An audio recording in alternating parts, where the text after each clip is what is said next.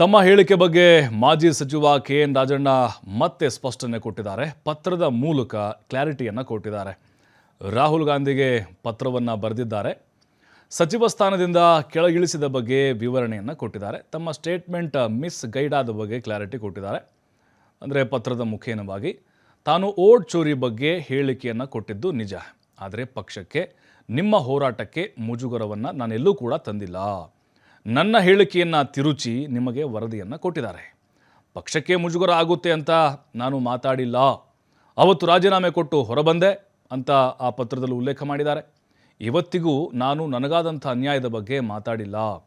ಪತ್ರದ ಮೂಲಕ ರಾಜಣ್ಣ ಅವರು ಸ್ಪಷ್ಟನೆಯನ್ನು ಕೊಟ್ಟಿದ್ದಾರೆ. ಅಂದರೆ ಇಂಡೈರೆಕ್ಟಾಗಿ ಡಿ.ಕೆ. ಶಿವಕುಮಾರ್ ಅವರು ಕಾರಣ ಆಗಿದ್ದಾರೆ ಅನ್ನುವಂಥ ಅರ್ಥದಲ್ಲಿ ಇರ್ಬೋದು, ಅಥವಾ ಇಲ್ಲಿ ರಾಜ್ಯ ಉಸ್ತುವಾರಿ ಸುರ್ಜೇವಾಲಾ ಇದ್ದಾರಲ್ವಾ, ಅವರ ವಿರುದ್ಧವೂ ಕೂಡ ಆರೋಪವನ್ನು ಮಾಡಿದ್ದಾರೆ ಅಂತ ಹೇಳಲಾಗ್ತಾ ಇದೆ.